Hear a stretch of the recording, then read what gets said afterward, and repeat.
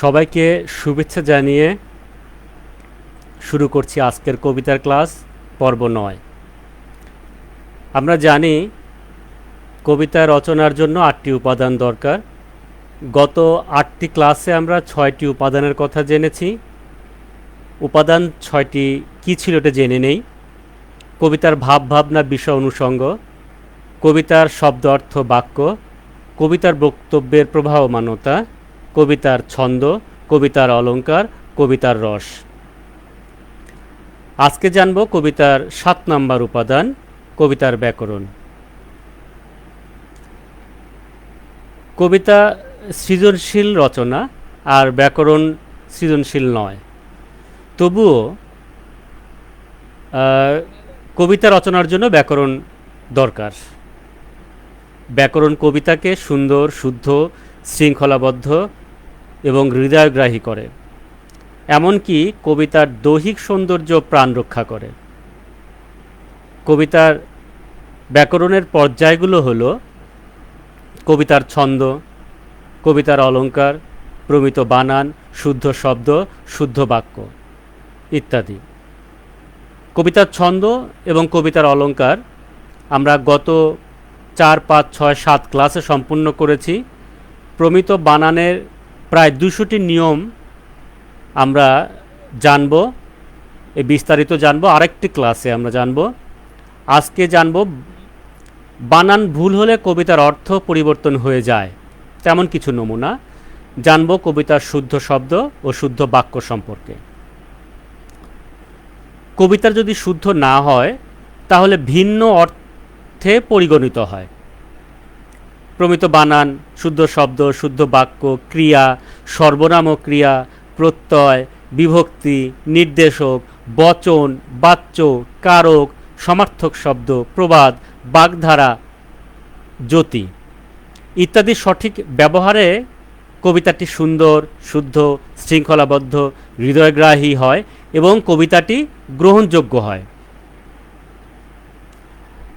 আমার এই ছড়া কবিতার ব্যাকরণ নিয়ে মোট 5টি গ্রন্থ বাজারে পাওয়া যায়, সেখানে বিস্তারিত আলোচনা করেছি। 1400 বছরের বহু ছড়া কবিতা, ছোটদের কবিতা, কিশোর কবিতার নমুনা রয়েছে। তাই এই ক্লাসে অল্প পরিসরে নমুনা উপস্থাপন করব। আমার প্রকাশিত ছড়া কবিতার ব্যাকরণ যে গ্রন্থগুলো রয়েছে সেগুলো কিন্তু প্রায় 1 যুগ ধরে প্রকাশিত হচ্ছে। আমার লেখা আরও 1 যুগের অনেক বেশি, কিন্তু 1 যুগ ধরে সেগুলো প্রকাশিত হয়েছে। আরও প্রকাশের পথে আরও 4-5টা গ্রন্থ রয়েছে। বাংলা সাহিত্যে ছড়া কবিতার ব্যাকরণ নিয়ে এত গ্রন্থ আর কারো আছে কিনা আমার জানা নেই। গ্রন্থগুলোর জন্য যেমন ভালোবাসা পেয়েছি তেমনি তিরস্কারও কম পাইনি। তবে তরুণ লেখকদের নিকট থেকে প্রচুর হৃদয় ভরা বাহাবা পেয়েছি। আমার গ্রন্থগুলো একবার বলি আমি।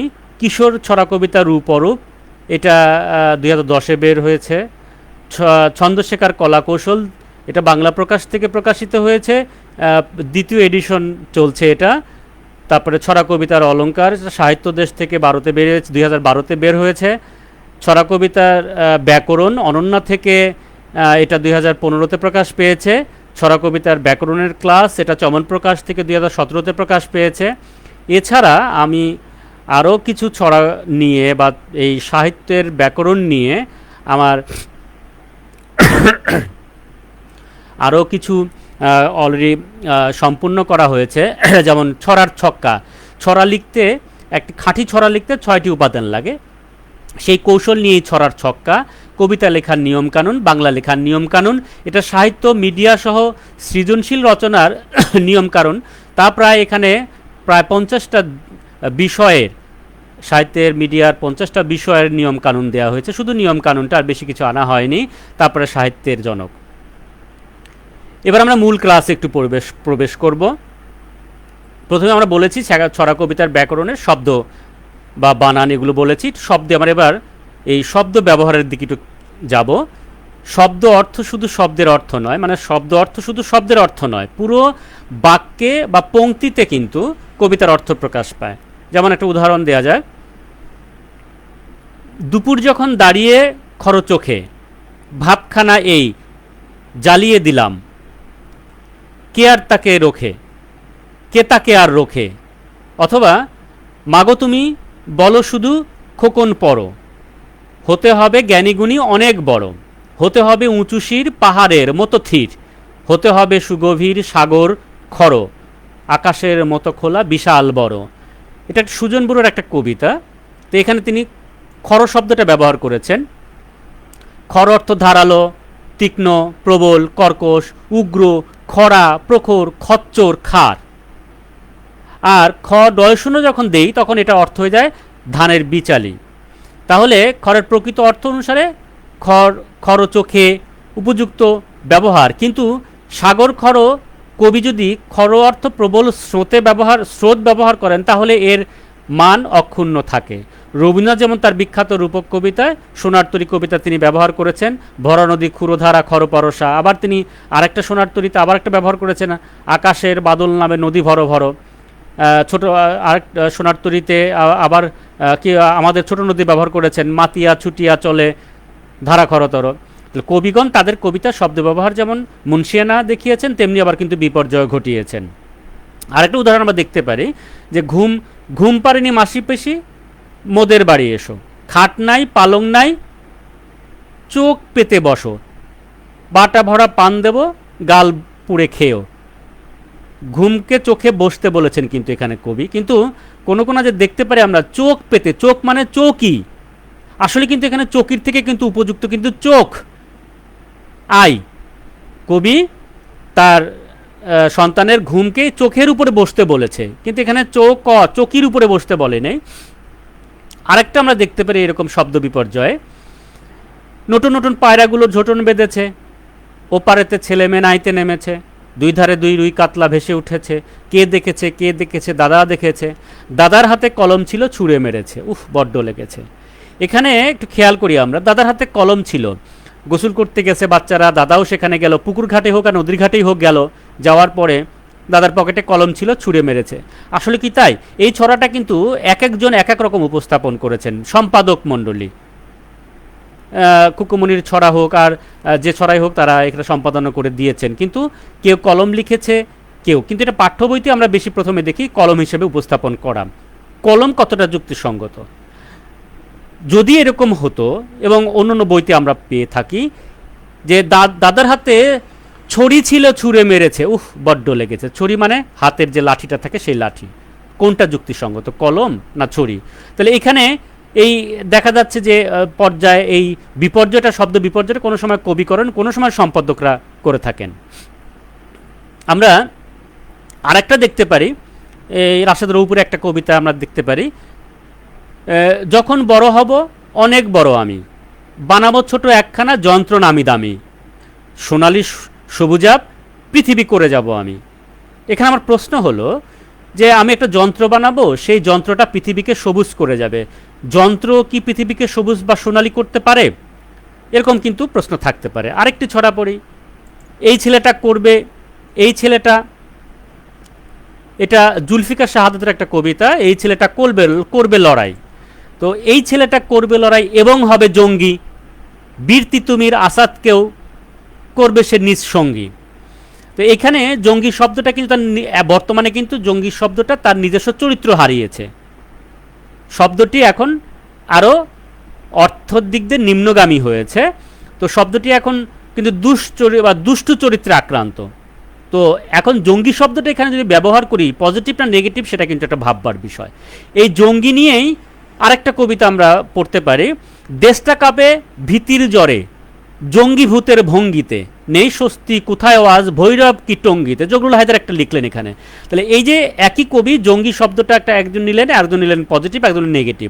তাহলে নেগেটিভ পজিটিভ না, এখানে সৈয়দ আলী হাসান কিন্তু একটা কথা বলেছেন যে শব্দের চরিত্রটা দেশ, কাল, পাত্র, কবি বিভিন্ন ভাবে কিন্তু অর্থবোধক, কবি কি ব্যবহার করবেন সেটা ভাববেন, তিনি কোন দেশে কোন সময় হ্যাঁ কিভাবে সেগুলো কবি ভাবেন, কিন্তু তার উপরে নির্ভর করে কবি শব্দ ব্যবহার।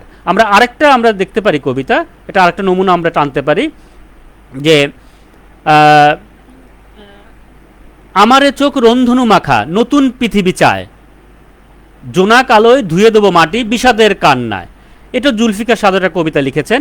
তিনি এখানে বলছেন যে আমার এ চোখ রন্ধনু মাখা নতুন পৃথিবী চায়। তার মানে নন্ধন মানে এখানে খুব আলোকময় একটা জীবন, পৃথিবী, সেই জীবনটা নতুন পৃথিবী চাচ্ছে।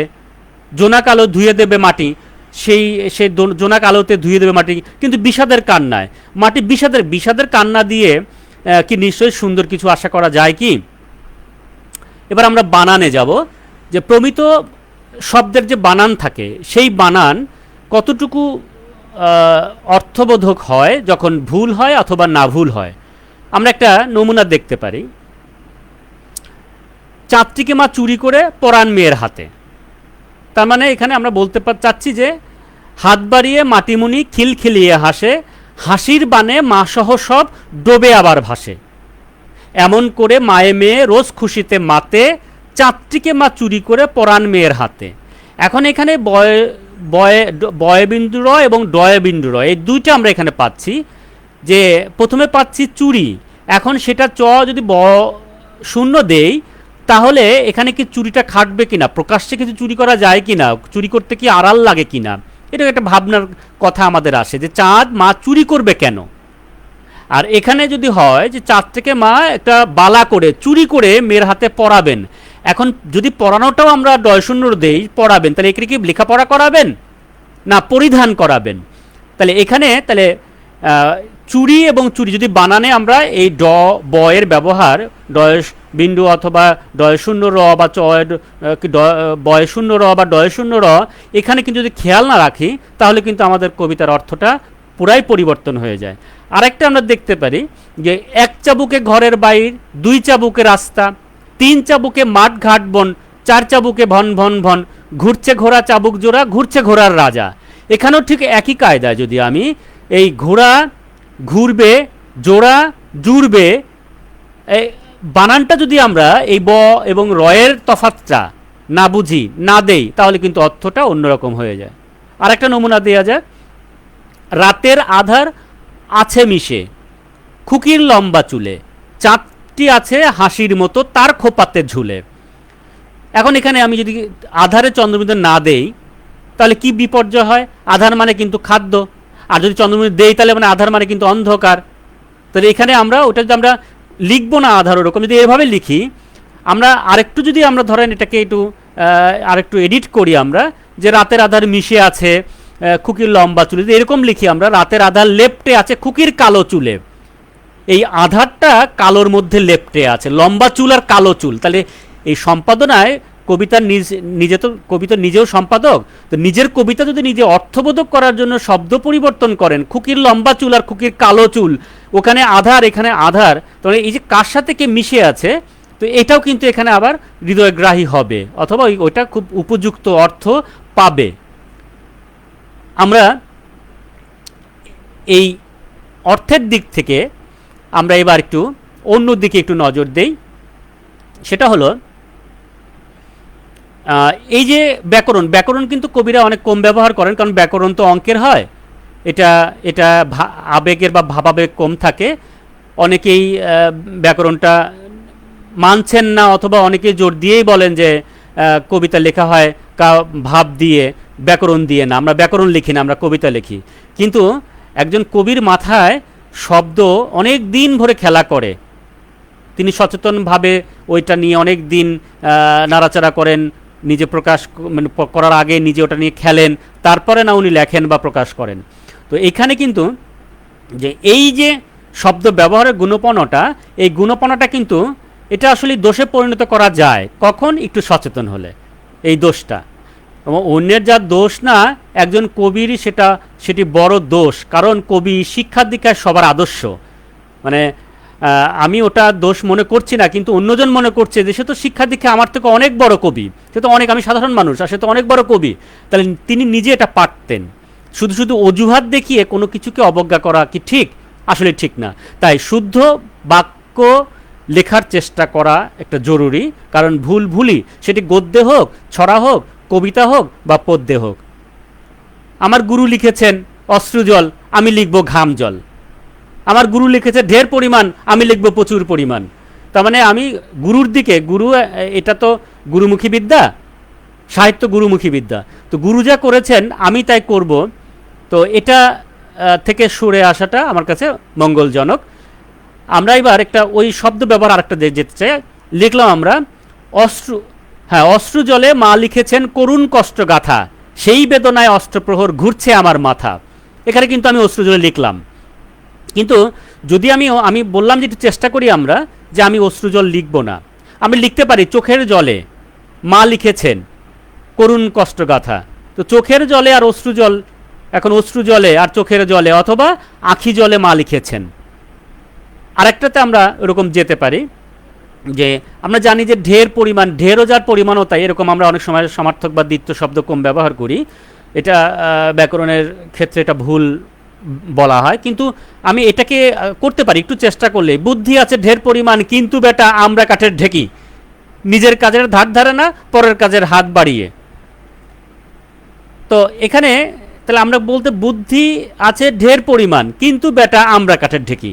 আমরা যদি এরকম লিখি বুদ্ধি আছে আকাশ সমান কিন্তু বেটা আমরা কাঠের ঢেকি, এখন আকাশ সমান দিলে কিন্তু মানে আরও একটু কাব্যিক হয়। এই ঢের পরিমাণ আমরা একেবারে অঙ্কে অঙ্কে শব্দ ব্যবহার না করি, আকাশ সমান, আকাশ সমান, এই আকাশ কিন্তু আমরা জানি যে এটা অন্য অর্থ প্রকাশ করতেছে, সমানটা অন্য অর্থ, তার মানে ঢের পরিমাণ যেরকম একেবারে ব্যাকরণগত টাইট শব্দ, আকাশ কিন্তু কাব্যিক শব্দ, আকাশ সমান। বুদ্ধি আছে আকাশ সমান কিন্তু বেটা আমরা কাঠের ঢেকি, তাহলে এখানে কিন্তু আমরা ওই কি লিখবো না একবার কিন্তু আমরা ওটা ভাবতে পারি। এবার আসেন বাংলা সাহিত্যে, বাংলা ছড়া কবিতার সবচেয়ে মজার ব্যবহার হয় ক্রিয়াপদের। এই ক্রিয়াপদ নিয়ে আমরা একটু কথা বলি এবার, কি ক্রিয়াপদ ব্যবহার করব কি করব না সেটা নিয়ে একটু কথা বলতে পারি। যে বাক্যকে সম্পূর্ণ ও অর্থপূর্ণ করতে যে পদ ব্যবহার করি সেটাই কিন্তু ক্রিয়া। সম্পূর্ণ করতে এবং অর্থপূর্ণ করতে ক্রিয়া ব্যবহার করা হয়। অতীতের কবিরগণ মানে সংস্কৃত ক্রিয়ার কোমল রূপ ভেবে তারা ব্যবহার করতেন, কিন্তু যেমন উঠিয়াছি থেকে উঠি, আমিও উঠি, সে উঠি, তিনিও উঠি, তুমিও উঠি, কবিরা ব্যবহার করতেন কিন্তু এই জাতীয়। এটা আপনারা বাংলা কবিতা পড়লেই আপনারা দেখবেন যে কবিরা কিন্তু এরকম ব্যবহার করে থাকেন। আবার ব্যবহার করে যেমন আমরা সমাপিকা এবং অসমাপিকা ক্রিয়া সম্পর্কে জানি, ক্রিয়া 15-16টা ক্রিয়া প্রকরণ আছে, তার মধ্যে সবচেয়ে বড় সমাপিকা অসমাপিকা ক্রিয়া। তো কবিরা এটা ব্যবহার করেছেন। তা আমরা এই যে কবিদের সমাপিকা অসমাপিকা ক্রিয়ার দুই একটা নমুনা শিখে দেখি, তারপরে আমরা অন্য আলোচনায় যাব। কবি বলছেন, আমরা লোকছড়াও পাই, সব জায়গায় পাই, যে চাঁদ মুখেতে রোদ লেগেছে রক্ত ফুটে পড়ে। তো এখানে ফুটে এবং পড়ে একটা সমাপিকা একটা অসমাপিকা, ভেসে উঠেছে সমাপিকা অসমাপিকা। হ্যাঁ, এরকম রবীন্দ্রনাথ কিন্তু ব্যবহার করেছে যে কালো মেঘ ফুরে যায় একেবারে উড়ে যায়, তারপরে উড়ে যেতে মানা নেই, তার রাতে ওঠে থেকে থেকে শেয়ালের হাঁক, অথবা তিনি ব্যবহার করলেন যে ঘোলা জলে পাকগুলো ঘুরে ঘুরে ছোটে। এখানে কিন্তু সমাপিকা এবং অসমাপিকা ক্রিয়া কবি পাশাপাশি ব্যবহার করেছেন। নজরুল ইসলাম ব্যবহার করেছেন যে সবার আগে কুসুমবাগে উঠবো আমি ডাকি, এই ডাকি বাদ আমরা পরে আলোচনা করব ডাকি নিয়ে। সূর্যি মামা জাগার আগে উঠবো আমি জেগে, তোমার ছেলে উঠলে মাগো, অথবা উষা দিদি উঠার আগে উঠবো পাহাড় চূড়ে, এরকম তিনি ব্যবহার করেছেন। এবার প্রাচীন মধ্য এবং আধুনিক যুগে এসেও কবিরা উত্তম পদে ক্রিয়া ব্যবহার করতেন নাম বা মধ্যম পক্ষের ক্রিয়া হিসেবে, অর্থাৎ বিধিও বা কর্তা নাম পুরুষ, কিন্তু ক্রিয়া ব্যবহার হচ্ছে উত্তম পক্ষে। আর সেটা কি উদাহরণ দিয়ে আমরা একটু জানবো। সে ক্রিয়ার সাথে মানে যে ক্রিয়ার সাথে ক্রিয়া বিভক্তি লাগে সেখানে কিন্তু ইকাল লাগানো হয়েছে, লাগে না কিন্তু লাগানো হয়েছে। একটু নমুনা দিতে পারি, যেমন সংস্কৃত বা অথবা সাধু ছিল যেমন কারিয়া, এটা এরপরে হলো কেরে তাও লোপ কমা, এই কারিয়া ইটা লোপে আটার লোপে ঊর্ধ্বকমা হয়েছে। তো কারিয়া কেরে তারপরে কারি এসেছে, ফারিয়া ফিরে অথবা ফিরি এসেছে। তো এই হিসেবে ওই অতীতের কবিগণ মধ্যযুগের বা প্রাচীন যুগের কবিগণ ব্যবহার করেছেন। একটা উদাহরণ দিতে পারি আমরা, একে একে কারি লইল গায়ের কাপড়, এর শ্যামমার সগীর ব্যবহার করেছেন যে একে একে কারি লইল, কিন্তু এটা সাধারণত বোঝা যায় যে এই ক্রিয়াপদটা নোয়াখালী থেকে আগত। নোয়াখালীর সব মানে কবিরা বা নোয়াখালীর মানুষজন এইরকম শব্দ বেশি ব্যবহার করেন আর কি, কারি লইল, কেড়ে যেটা নেয়া আর কি। আমরা আলোলের একটা উদাহরণ নিতে পারি যে নানান বিদ্যা পাঠ শিখি করো দুঃখ, শিখি মানে তুমি, তার মানে শিখে তুমি করো, শিখে করো হবে, কিন্তু তারা ওরকম লিখেছেন। যা ফিরি অজ্ঞান তুই, যারে ফিরি ঘরে, মধুসূদন লিখেছে। মধুসূদন তো যশোরের কবি ছিলেন, উনি তো নোয়াখালীর কবি ছিলেন না, নোয়াখালী ওনার জন্মও না, কিন্তু তিনি এই ব্যবহারটা দেখেন, তখন তার মানে সংস্কৃত ক্রিয়া থেকে কেড়ে কারি তারা ব্যবহার করতো, তখন এটা দোষণীয় ছিল না। কালীপ্রসন্ন ঘোষ লিখলেন যে পড়িল সে আসি, সে এত আসি না, সে এসে পড়িল সে এসে পথের মাঝারে, কিন্তু এখানে ব্যবহার করা হচ্ছে সে আসি। সহসা বাতাস ফেলি গেল, বাতাস তো ফেলে গেল, ফেলি না। রবীন্দ্রনাথ ঠাকুর বলেছেন, জসিমউদ্দিন ঠিক এরকম করেছেন, আম কাঁঠালের বনের ধারে শুয়ো আঁচল পাতি। আল মাহমুদ আধুনিক কবি, আধুনিকে এসেও কিন্তু আল মাহমুদ ওই ধারাটা রেখেছেন। টিনের চালে উঠল দুলি, হলুদ রঙের ঘোমটা তুলি। জসিমউদ্দিন তো প্রচুর করেছেন এরকম ব্যবহার। তো এইরকম আমরা প্রাচীন মধ্য আধুনিক যুগে আমরা পেয়ে থাকি, কিন্তু এখন যদি আমরা লিখি, আমরা কি এখন এটা লিখব? একটু ভাবনা রাখবেন আপনারা যে আমি কি তখনকার ওই সেই স্টাইলের বা সেই আর কবিতা কিন্তু সাধারণত আমরা আমাদের লাস্টের আগামী পর্বে যেটা হবে যে কবিতা উপস্থাপন শৈলী, আমাদের লাস্ট উপাদান উপস্থাপন শৈলী। এই উপস্থাপন এক এক কবির এক একটা শৈলী আছে, বিধায়ী তারা এই বাংলা সাহিত্যে এতদিন বেঁচে আছেন, জেগে আছেন, অমর হয়ে আছেন। তো আপনারাও ঠিক ওরকম উপস্থাপন শৈলী একটা আনবেন। এরপরে আরও একটা মজার ব্যবহার দেখি আমরা ক্রিয়াপদে, সেটা হলো শুন এবং উঠ। এটা মধ্যযুগে, আধুনিক যুগে বা প্রাচীন যুগের কবিরাও কিন্তু ব্যবহার করেছেন। আমি চণ্ডীদাস বলেন, চর্যাপদের কবিরা বলেন, কীর্তিবাস বলেন, সৈয়দ সুলতান বলেন, কালীপ্রসন্ন ঘোষ বলেন, ভারতচন্দ্র বলেন, তারপর ধরেন কি নবকৃষ্ণ বলেন, রবীন্দ্রনাথ ঠাকুর বলেন, সবাই এরকম ব্যবহার করেছেন। লীলাবতী খনা বলেন, তারাও কিন্তু এরকমই ব্যবহার করেছেন। যেমন শুনো শুনো চাচা ভাই, শুনো শুনো, লীলাবতীতে আছে শুনো শুনো। তারপরে ধরেন চণ্ডীদাসের আছে শুনো হে মানুষ ভাই। তারপরে রবীন্দ্রনাথও লিখেছেন যে কহিল হবু শুনো গো গবুরায়। কায়কোবাদও লিখেছেন যে কি যে এক ঢেউ উঠে ভক্তির তোফানে। তো এরকম যে আমরা দেখেছি ব্যবহার করতে, কিন্তু আমরা এই যে এই শুনো শুনো লিখবো কিনা, আমরা পরে একটু উদাহরণ দেব লিখবো কিনা। তারপরে আরেকটি ক্রিয়াপদে যাই, মানে ক্রিয়াহীন কাব্যতে যাব। এতক্ষণ দেখলাম যে আমরা প্রতিটা পর্বে প্রচুর ক্রিয়ার ব্যবহার এবং সেই ক্রিয়াটা অন্যরকম ব্যবহার। এবার আমরা ক্রিয়াহীন ব্যবহার হয় কিনা কবিতায়, মানে ক্রিয়া নাই, হয়তো কবি কোনো একটা পর্বে ব্যবহার করেছেন, একটা লাইনে বা চরণে ব্যবহার করেছেন, পরে আর ব্যবহার করেন নাই। হ্যাঁ, করা যায়, এবং সেটা আরও প্রাণবন্ত হয়, আরও গতিশীল হয়।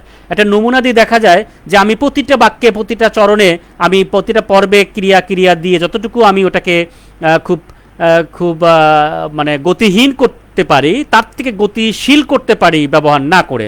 একটা নমুনা আমরা দিতে পারি, আঁকতে পারি প্রজাপতি, আঁকতে পারি বিল। প্রতিটা এখানে দুটা পর্ব, আঁকতে পারি প্রজাপতি, আঁকতে পারি বিল। এরপরে কিন্তু আর কবি এই আবুল খায়ের মুসলিউদ্দিনকে আর কিন্তু একটাও আঁকতে পারি নাই। কবিতাটা পড়ে দেখি এবার, আঁকতে পারি প্রজাপতি, আঁকতে পারি বিল।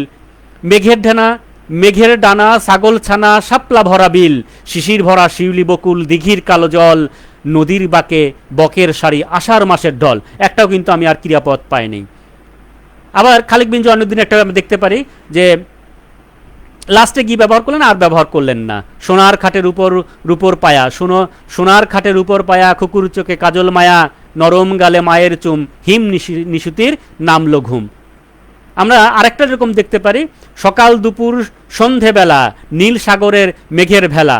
সকাল দুপুর সন্ধেবেলা নীল সাগরে মেঘের ভেলা, নদীর তীরে কুলের মেলা, শরৎকালে শুরু, কাশের বনে ঘাসের বনে মনটা উরু উরু। আমিরুল ইসলাম লিখেছেন, একটাও ক্রিয়াপদ ব্যবহার করেন নাই। যে এখানে ক্রিয়াপদ কিন্তু দিতে পারতেন উনি। নদীর তীরে কুলের মেলা, শরৎকালে শুরু হয়, এই শুরু হয়টা উনি দেন নাই। শুরু হয় দিলে কিন্তু এখানে কিন্তু মাত্রা, গতি সব কিন্তু পতন ঘটছে, দেন নাই। কবি সচেতন থাকলে এরকম চমৎকার আমরা বাক্য ব্যবহার করতে পারি, দিতে পারি, তবে একটু সচেতন থাকা দরকার। কবিরা তো সচেতনই থাকে, কারণ সচেতন না থাকলে তো কবি হয় না। শুধু আবেগ থাকলে হয়, ভাব উপস্থাপনে কিন্তু সচেতনতা লাগে।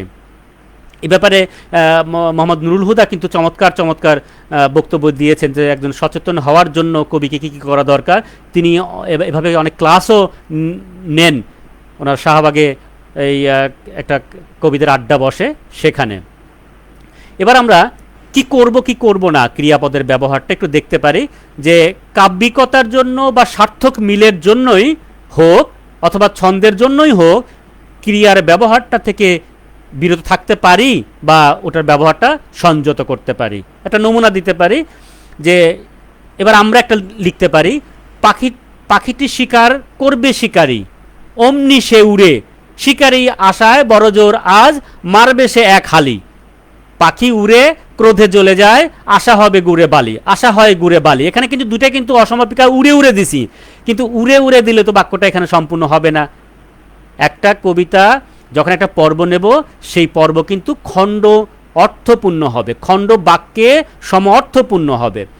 অমনি সে উড়ে কি যায় না পড়ে যায় না খায় না উড়ে আসে, সেটা কিন্তু এখানে অসমাপ্ত থেকে যাচ্ছে। তাহলে এটা যদি আমরা এভাবে লিখি, আমরা পাখিটি শিকার করবে শিকারী, অমনি সে যায় উড়ে, শিকারী আশা বড়জোর আজ মারবে সে এক হালি, পাখি উড়ে যায় ক্রোধে জ্বলে যায়, আশা হয় গুড়ে বালি।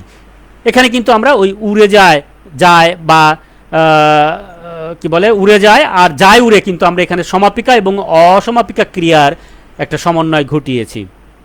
ঠিক এইরকমই আমরা অনেক ব্যবহার করতে পারি, ব্যবহারের তো শেষ নেই, নমুনারও অনেক শেষ নেই, দেওয়া যায়। আরেকটা বলতে পারি, আমার আঁকা পাখিটি আজ আকাশ নীলা হয়, হয় মেঘ ভাষা এক তরি, কখনো হয় জলজলা এক পরি, কাস্তে স্বরূপ রন্ধনে এক তাজ। তো এখানে আমি কতগুলো হয় দিলাম একটু খেয়াল করি। আমার আঁকা পাখিটি আজ রন্ধনু হয় মেঘ ভাষা এক তরি, কখনো হয় জলজলা এক পরি, কাস্তে স্বরূপ রন্ধনু এক তাজ। আমি একটা শুধু আঁকা দেবো আর একটাও দেবো না, দেখি এটি গতিশীল হয় কিনা। আমার আঁকা পাখিটি আজ আকাশ নীলা মেঘ ভাষা এক তরি, কখনো ঠিক জলজলা এক পরি, কাস্তে স্বরূপ রন্ধনু এক তাজ। এবার আমরা সর্বনাম ও ক্রিয়ার একটা সমন্বয় নমুনা দেখব। সর্বনাম ক্রিয়ার উপর নির্ভরশীল, ক্রিয়া বা সর্বনামের উপর নির্ভরশীল। কেমন করে সেটা? যে আমি খাই, তুমি খাও, সে খায়। এখন তিনজনে যদি খাও ব্যবহার করি, তিনটি সর্বনামে যদি ক্রিয়া খাই ব্যবহার করি, সে খাই, তুমি খাই, আমি খাই, তাহলে কিন্তু এটা যোগ্যতা গুণ হারায়, একটা বাক্যের যোগ্যতা গুণ হারায়, কারণ সর্বনাম যেগুলো রয়েছে তার উপরে ডিপেন্ড করে ক্রিয়া হয়। একটা নমুনা দিতে পারে আমরা, তোরই জন্য ফুল তুলেছি, দিচ্ছি হাতে নাও, ভালোবাসার স্বপ্ন তোরই এক মনে ভাসাও। তোরই জন্য ফুল তুলেছি, দিচ্ছি হাতে নাও, নাও তো তুই না, তাহলে নাওর জন্য, তাহলে নাও হচ্ছে ক্রিয়া। এখন এই নাওটা আমরা কিন্তু সর্বনাম অনুসারে তোর মানে তুই নে, নাও না, তুই নাও হয় না, তুমি নাও হয়, ভাষাও হয় তুমিতে। তাহলে এটা আমরা যদি একটু এটাকে যদি এডিট করি আমরা, কারণ আমি সচেতনভাবে ধরে ফেলেছি, আমি লিখতে তখন ধরে ফেলেছি তোর জন্য নাও হয় না, ভাষাও হয় না। তাহলে তোমার জন্য ফুল তুলেছি, দিচ্ছি হাতে নাও, ভালোবাসার স্বপ্ন তুরি এক মনে ভাষাও। এখন আমি সর্বনাম রেখে দেবো, আমি সর্বনাম চেঞ্জ করব না। তাহলে সর্বনাম চেঞ্জ না করলে কি হয়, আমি অন্যরকম লিখতে হবে। তাহলে সর্বনাম চেঞ্জ করলে ক্রিয়া ঠিক থাকবে, আর যদি ক্রিয়া ঠিক চেঞ্জ করি তাহলে সর্বনাম চেঞ্জ করতে হবে। তোরই জন্য ফুল তুলেছি, দিচ্ছি হাতে নে, ভালোবাসার স্বপ্ন তুরি দে ভাসিয়ে দে। এখানে ছিল এক মনে ভাষাও, এখানে কিন্তু আমি তা লিখি নেই। তোরই জন্য ফুল তুলেছি, দিচ্ছি হাতে নে, ভালোবাসার স্বপ্ন তরি দে ভাসিয়ে দে। এখানে ধ্বনি মিল হয়েছে, দে আর নেটা ধ্বনি মিল হয়েছে, কিন্তু তো ব্যর্থ হয় নাই, ধ্বনি মিলও কিন্তু সার্থক মিল। কিন্তু আমরা এখানে তাহলে দেখতে পাচ্ছি যে ক্রিয়া ব্যবহার করার ক্ষেত্রে একটু সচেতন হওয়া প্রয়োজন। একটু গল্প করি, গল্পটা হচ্ছে ক্রিয়াকে নিয়েই। আমি তখন স্ট্যামফোর্ডের ফিল্ম অ্যান্ড মিডিয়ার স্টুডেন্ট। আজকে আমাদের বড় একজন কবি আসবেন, বাংলাদেশের শ্রেষ্ঠ একজন কবি আমি মনে করি, কারণ শুধু কবি না, তিনি ঔপন্যাসিকও, তিনি চমৎকার গল্পও দিয়েছেন এবং আলোচনাও করেছেন। শুধু তাই না, তার কবিতা লেখা, গল্প লেখার যে বই রয়েছে সেটাও কিন্তু সবার কাছে প্রচলিত, এবং এটা নিয়ে এমন কেউ নাই যে পড়ে নাই, বা এমন কেউ নাই যে সেটা নিয়ে আলোচনা করেন নাই। তিনি আসবেন আজকে আমাদের এই স্ট্যামফোর্ডের একটা ক্লাস নেবেন উনি। ক্লাসটা হলো চিত্রনাট্য। এই চিত্রনাট্য রচনার ক্লাস নেবেন তিনি, আসবেন আজকে। একজন কবি, বিখ্যাত উপন্যাসিক, আমাদের সবারই প্রিয় সৈয়দ শামসুল হক। তিনি কথা প্রসঙ্গে বললেন যে বাংলা ভাষা ক্রিয়ার ব্যবহারটা খুব জটিল, ক্রিয়াপদ শিখতে আমার 6 বছর লেগেছে। তা এটা তার উক্তি, তিনি বলেছেন খুব কঠিন, এটা শিখতে আমার 6 বছর লেগেছে। তখন আমি বললাম, স্যার আপনার শিক্ষা সম্পূর্ণ হয়নি, এখনও আপনার শিক্ষা সম্পূর্ণ হয়নি। তখন তিনি বলল, তুমি কে, দাঁড়াও। আমাকে চিনতেন না। আমি দাঁড়ালাম, আমি আমার পরিচয় দিলাম, এবং তখন আমি 2010-এ আমার বই বের হয়ে গিয়েছে। বইটার নাম কিশোর ছড়া কবিতা রূপ অরূপ। তো সেখানে আমি বাংলা সাহিত্যে 1400 বছরের কবিদের ক্রিয়াপদের, সেখানে আমাদের আধুনিক যুগেরও তখন তার কবিতাও নিয়ে বিশ্লেষণ করেছিলাম। তাই সাহস করে বলতে পেরেছিলাম যে আপনার সম্পূর্ণ শেষ হয়নি। তখন তিনি বললেন, তখন তার কবিতার দু একটা উদ্ধৃতি দিলাম, বলল যে আমি এত পোলাইট, আমার উপর রাগলেন না। যদিও এখন যদি ফেসবুকে কারো কোনো লেখা আমি বলতে যাই, রেগে মেগে আমাকে ব্লক করে দেয়। ক্ষতি কিন্তু আমার হয় না, তারই হয়। তো এটা বড়দের কাছ থেকেই আমার শিক্ষা নেয়া, যে ব্লক না, তাকে বুকে রাখা। কারণ বুকে রাখলেই আমি শিখতে পারবো, আমি বুঝতে পারবো। আমি তো সাহিত্য চর্চা করি, সাহিত্য কিন্তু বিজ্ঞান না, এটা কিন্তু ভাবের। রবীন্দ্রনাথ অনেক কিছু বলেছেন, এখন তা মিলছে না, এখন কিন্তু সেটা খাপ খাচ্ছে না। তো এটা কিন্তু ভাবের বিষয়। যদিও রিকার্ডোর খাজনা তত্ত্ব তখন যা বলেছিল তা কিন্তু এখন মিথ্যা হয়ে গেছে। খাজনা তত্ত্ব কিন্তু ওটা কিন্তু একটা অঙ্কের মতো, তাও কিন্তু ভুল হয়ে গেছে। এমনকি নিউটনের অনেক সূত্র কিন্তু এখন অন্যভাবে প্রমাণ করা হচ্ছে আগের থেকে। তার মানে বিজ্ঞানও কিন্তু নড়চড় হচ্ছে, বিজ্ঞানের সূত্রও কিন্তু পরিবর্তন হচ্ছে। আর সাহিত্য তো কিছুই না, ভাবের আবেগের ব্যাপার, এটা একমাত্র অভিজ্ঞতার ব্যাপার। হ্যাঁ, এখানে ওইরকম একেবারে যোগ বিয়োগ করে কিছু বলা যায় না। তো শিক্ষক তিনি যখন খুব পোলাইটলি বললেন যে আসলেই তো রাউফুন তাই, তখন আমি খুব সাহস পেলাম। তো তাই বলছি যে ক্রিয়াপদ খুব জটিল, আরও পড়া প্রয়োজন। বাংলা সাহিত্যের একজন বিখ্যাত ক্রিয়া লেখক কে ছিলেন? সৈয়দ ওয়ালিউল্লাহ। তার বাক্য ব্যবহারগুলো দেখবেন, ক্রিয়াপদের ব্যবহারগুলো দেখবেন। তিনি তার গল্পে অতীতের কথা বলছেন বর্তমানে থেকে, কি চমৎকার ক্রিয়ার ব্যবহার। এবার আমরা আসতে পারি প্রত্যয় নিয়ে। যদিও এটা আমরা কথায় বলি, গল্পে বলি, ছড়ায় বলি, কবিতায় বলি, কিন্তু এটা আসলে না বলাটা ঠিক। প্রত্যয় ব্যবহারটা জানা জরুরি। আমরা প্রত্যয় বলতে যা একটা মূল শব্দের শেষে এই দেখা যায় যে জফলা অথবা তা অথবা তে, এরকম অনেকেই দিয়ে থাকছেন, অনেক এরকম আমরা তা দিয়ে থাকি। এই তা দিতে দিতে বাচ্চা হয়ে যায় ডিমের, তারপরও আমরা তা দিতে থাকি। সক্ষতা, দৈন্যতা, এই তাটা কিন্তু খাটে না, এটা কিন্তু বাক্যের গুণ নষ্ট করে। কারণ সক্ষতা না, সক্ষ ভাব হতে পারে, সক্ষ হতে পারে। দিন থেকে জ যুক্ত হয়, আবার জ ফালা যুক্ত হয়, আবার জ যুক্ত হয়, আবার তা যুক্ত হয়। তো এইরকম আমরা দুইবার জ ফালা বা দুইবার দুই বিভক্তি, দুই প্রত্যয় আমরা ব্যবহার করতে পারি না শব্দের শেষে। একটা উদাহরণ দিতে পারি, কবির সঙ্গে গড়ে ওঠে সক্ষতা, গর্বে আমার গর্বে আমার গর্বে আমার ফুলে ওঠে বক্ষতা। তাহলে এখানে আমি লিখতে চাচ্ছি যে আমার কবির সক্ষতার সাথে আমার বুকটা ফুলে ওঠে। তাহলে কবির সঙ্গে গড়ে ওঠে সক্ষতা, গর্বে আমার ফুলে ওঠে বক্ষতা। আসলে কি এটা ওরকম কিছু প্রকাশ পাচ্ছে? তাহলে আমরা এটা দেখি এরকম হতে পারে কিনা, কবির সঙ্গে গড়ে ওঠে সখ্য, গর্বে আমার উঠবে ফুলে বক্ষ। মানে সখ্য গড়ে উঠবে এবং আমার বুক, কারণ একজন কবির সাথে যখন একজন সাধারণ মানুষের, আমার মতো সাধারণ মানুষের এই সখ্যতা না গড়ে ওঠে, যদি সখ্য গড়ে ওঠে, সখ্য ভাব গড়ে ওঠে, তখন কিন্তু সুন্দর অর্থবোধক হয়। যদিও আমরা কাব্যিক অথবা সুন্দর করে কথা বলার জন্য এই ভুল শব্দগুলো ব্যবহার করে থাকি। আবার আরেকটাতে আসি, এবার বিভক্তি, জটিল ব্যবহার। বিভক্তি কিন্তু শব্দের শেষে হয়, প্রত্যয় শব্দের শেষে বসে। বাংলা ভাষার শুরু থেকে বাক্যের বিভিন্ন পদে বিভক্তি বসেছে। প্রাচীন আর্য ভাষার থেকে বা বর্তমান পর্যন্ত বা প্রাকৃত ভাষায় সব জায়গায় কিন্তু বিভক্তি বসেছে। কিন্তু তখনকার বিভক্তি এখনকার বিভক্তির পরিবর্তন ঘটেছে। নতুন কিছু বিভক্তি, পুরাতন বিভক্তি চলে গেছে, নতুন বিভক্তি যোগ হয়েছে। বাংলায় একই রূপের এই বিভক্তি বসে বিভিন্ন মানে পদ হয়, মানে শব্দে বসে পদ হয়ে যাচ্ছে। আবার একই পদে বসে বিভিন্ন বিভক্তি, মানে তার মানে আমরা দেখতে পাচ্ছি যে বাংলায় একই রূপে বিভক্তি বসে বিভিন্ন পদে, আবার একই পদে বসে বিভিন্ন বিভক্তি। এই কথা আমার না, এটা ডক্টর হুমায়ুন আজাদ বলেছেন, চমৎকার একটা কথা বলেছেন। আবার কর্মকারের বিভক্তি, এই যে বিভক্তি বসা নিয়ে, যে আমরা যদি বলি যে রাখালকে গরু চড়াতে দাও, অথবা গরুকে রাখাল চড়াতে দাও, অথবা গরুকে চড়ায় রাখাল গরুকে চড়ায়, বা আমি সন্দেশকে খেতে পছন্দ করি, অথবা বইকে পুড়িয়ে ফেলো। এই যে এরকম বস্তুবাচকের সাথে কে বিভক্তি, রবীন্দ্রনাথ সুন্দর তার একটা প্রবন্ধে এই শৈথিল্য ভাবটা তিনি চমৎকারভাবে উপস্থাপন করেছেন। আমি সেদিকে যাব না। এবার আমি যে এই 150 বছরে কবিরা এই যে ব্যবহার করেছেন এ, এতে, তে, এরকম ব্যবহার করেছেন বিভক্তি, এইসব বিভক্তি এখন আর নাই। এখন আমি ওই সব বিভক্তি নিয়ে চমৎকার কিছু ব্যবহার দেখব, যে দেখেন ধরলে পরে কেমন মনে হয়, আর না ধরলে আপনারা কেমন ছিলেন। যেমন ধরেন কান্নপার একটা কবিতা আমি বলি, যে স্বপনে দেখিল মো কান্ন, স্বপনে দেখিল মো কান্ন। এখানে কিন্তু কান্ন মানে কিন্তু কৃষ্ণ, স্বপনে কৃষ্ণকে আমি দেখলাম, কিন্তু এখানে কান্ন কে, কিন্তু কান্ন কিন্তু কৃষ্ণ, কে কিন্তু নাই। তাহলে কে দেখলো, কান্ন নিজে দেখলো না কান্ন কৃষ্ণকে দেখলো, দ্বন্দ্ব থেকে যাচ্ছে।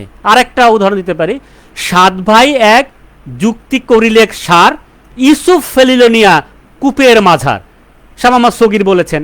তাহলে এখানে কি বাক্য পড়ে কিন্তু আপনি বুঝতে পারছেন চরণটায়, যে 7 ভাই যুক্তি করে ইউসুফ ফেলিলোনিয়া কূপের মাঝার।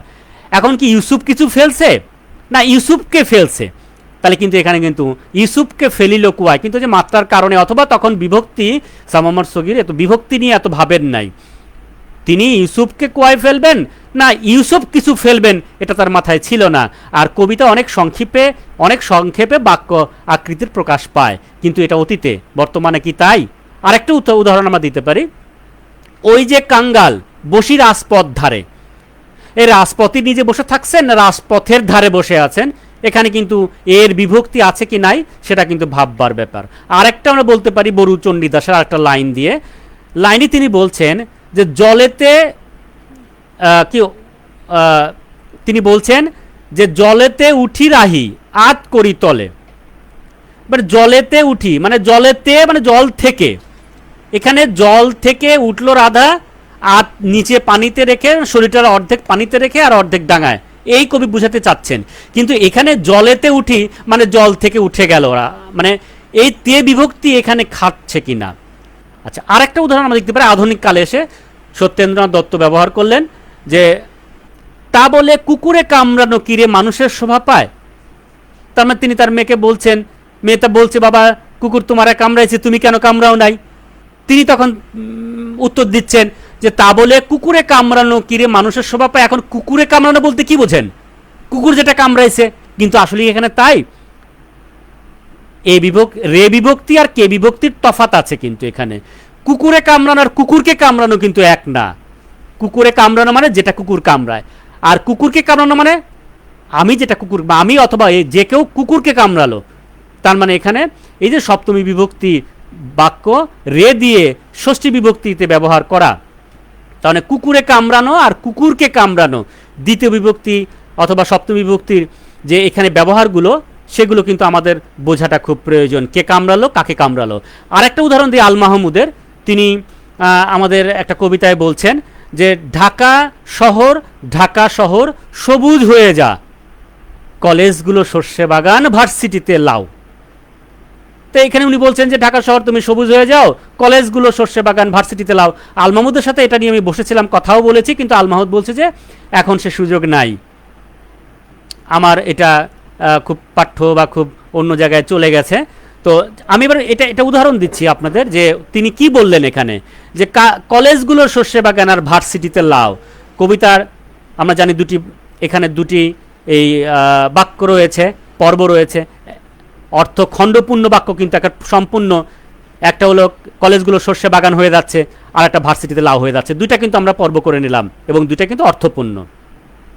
এবার কথা হলো যে যদি কলেজগুলো ইনস্ট্যান্ট শস্য বাগান মানে পুরো কলেজ শস্য বাগান হয়, তাহলে ভার্সিটিগুলো লাউ হবে, ভার্সিটিতে লাউ না। ভার্সিটিতে লাউ হলে ভার্সিটি লাউ জন্মাচ্ছে, এই তে মানে কিন্তু এখানে জন্মানো। তার মানে আমরা যখন ব্যবহার করব তখন আমাদের নিশ্চয়ই এগুলো খেয়াল রাখতে হবে যে আমরা যে ভার্সিটিতে লাউ দেব না ভার্সিটিগুলোই লাউ দেব। তাহলে আগে হওয়ার কথা ছিল যে কলেজগুলোতে অথবা কলেজে সর্ষে বাগান, তাহলে কলেজে হচ্ছে শস্য বাগান আর ভার্সিটিতে লাউ হচ্ছে, কিন্তু এখানে কলেজগুলো এক একটা, যখন কলেজ এক একটা যে শস্য বাগান, এক একটা লাউ হবে, এক একটা ভার্সিটি হবে এক একটা লাউ। তাহলে এখানে আমাদের ওই বুঝটা রাখা খুব জরুরি। বিভক্তিতে আরেকটা আমরা যাই, অনেক কবি ব্যবহার করেছেন, মানে এটা গুণে শেষ করা যাবে না, একেবারে প্রাচীন, মধ্য, আধুনিক, এমনকি এখন উত্তরাধুনিক, মানে বর্তমানেও কবিরা অহরহ ব্যবহার করছেন। চোখেতে, মুখেতে, হ্যাঁ বুকেতে, কুলেতে, এরকম রোদ্দুরেতে, মানে এইরকম শব্দ। অনেকে বলে গতির কারণে, একটা মাত্রার কারণে এরকম দিচ্ছেন, কিন্তু ব্যাকরণ বিপর্যয় হচ্ছে। আপনি তো পারেন, একটা নমুনা দেই যে পারেন কিনা আপনি। কাকা করে কাক ডেকে যায় মগ ডালেতে বসে, টপ টপা টপ টসটসে জাম পড়ছে বোটা খসে। আপনি বানাইছেন যে কাকা করে কাক ডেকে যায় মগ ডালেতে বসে, টপ টপা টপ টসটসে জাম পড়ছে বোটা খসে। মগ ডালেতে, ডাল যোগ এ যোগ তে, আপনি দুইটা ব্যবহার করলেন, এ এবং তে। তাহলে আমি এটা করতে পারি যে কাকা করে কাক ডেকে যায় উচ্চ ডালে বসে, দিতে পারি। মগ ডালেতে না দিয়ে উচ্চ ডালে দিতে পারি। কিন্তু আপনি বলবেন যে না, উচ্চ দিয়ে অত ওরকম গতি হচ্ছে না, কিন্তু আমার গতি কি, আমি যদি এটা স্বরবৃত্তে লিখি তাহলে আমার উচ্চ বলতে আমার এখানে কিন্তু একটা এই যে হর্ষ শব্দের থাকছে, হর্ষ শব্দ থাকছে এখানে, তার মানে এখানে কিন্তু শ্বাসাঘাত পড়ছে, হবে না কেন? টপ টপা টসটসে যাব কেন পড়বে এরকম? টপ টপা টপ থাকছে আগে, দিচ্ছেন, হচ্ছে, হবে। সেটার জন্য আপনার আসলে নিজেকে প্রস্তুত করা প্রয়োজন। অন্যজন লিখেছে, রবীন্দ্রনাথ লিখেছেন, উনি লিখেছেন, আমার গুরু লিখেছেন, আমি কেন লিখব না? হ্যাঁ, তো এরকম আমরা অনেক নমুনা দিতে পারি। সেটা কান দেব না বলেন, এমন কোনো কবি নাই যে এরকম কলেজেতে, বুকেতে, গায়েতে, জ্বরেতে, ডাকঘরেতে, ভোরেতে, হ্যাঁ সোরেতে, নাকেতে, এরকম প্রচুর আমরা ব্যবহার পাচ্ছি। তাহলে এই যে ব্যবহারটা, তাহলে এদিকেও আমাদের খেয়াল রাখা প্রয়োজন। তাহলে এবার আমরা এই ব্যবহারটার দিকে একটু খেয়াল রাখি যে বাক্যের এই যোগ্যতাগুণ নষ্ট করব না মাত্রার জন্য, বা এই শব্দ গদ্য হোক বা কবিতা হোক, এই শব্দকে আমরা নষ্ট করতে চাচ্ছি না। তাহলে আমরা দুইটা দিকে খেয়াল রাখবো। একটা হচ্ছে বস্তুবাচক কর্তার সঙ্গে কে এবং রে, যেমন কলমটাকে, বইটাকে বা বইকে বা তাদেরকে, আমরা ঘড়িকে হাতে দাও, হ্যাঁ এরকম ব্যবহার করব না এক বস্তুবাচকে। আর একটা ব্যক্তিবাচকে, তো ব্যক্তিবাচকেও কিন্তু আমরা করব না আমাদেরকে, আমাদের মানেই তো বহু, তাদের মানেই তো বহু। আবার কেন দের এবং কে আগে একজন লাগে, কে বিভক্তি, আর দের হচ্ছে বহু বিভক্তির জন্য লাগে, কিন্তু আমরা দুইটাকে এক করে দিচ্ছি না জানার কারণে। আবার একই পদে দুটি বিভক্তি কিন্তু আমরা ব্যবহার করছি, আমরা এটা থেকে বিরক্ত থাকতে পারি। তার মানে একটা করা যাচ্ছে বস্তুবাচকের সাথে অথবা ব্যক্তি বা সর্বনামের সাথে, আর একটা করছি আমরা দুটি পদের সাথে। গুলোকে, গুলো বহু, আবার কে কেন, অথবা বুকেতে, মনেতে, চোখেতে, এ থেকে আমরা থাকতে পারি, বিরত থাকতে পারি।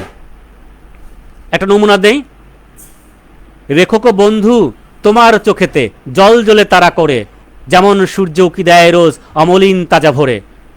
আপনি লিখলেন একটা কবিতা, রেখো গো বন্ধু তোমার চোখেতে জল জ্বলে তারা করে, যেমন সূর্য উকি দেয় রোজ অমলিন তাজা ভরে। আমি লিখব না, কারণ আমি এখন চোখেতে লিখব না। আমি এই অতীত বা প্রাচীন ব্যবহারে আমি যাব না। রেখো গো বন্ধু তোমার দু চোখে, অথবা রেখো গো বন্ধু তোমারই চোখে জল জ্বলে তারা করে, যেমন সূর্য কি দেয় রোজ অমলিন তাজা ভরে। আমি এখানে ওই চোখেতে বাদ দিয়ে দিয়েছি, আমি পারি, কারণ সচেতন এবং চেষ্টা করছি তাই।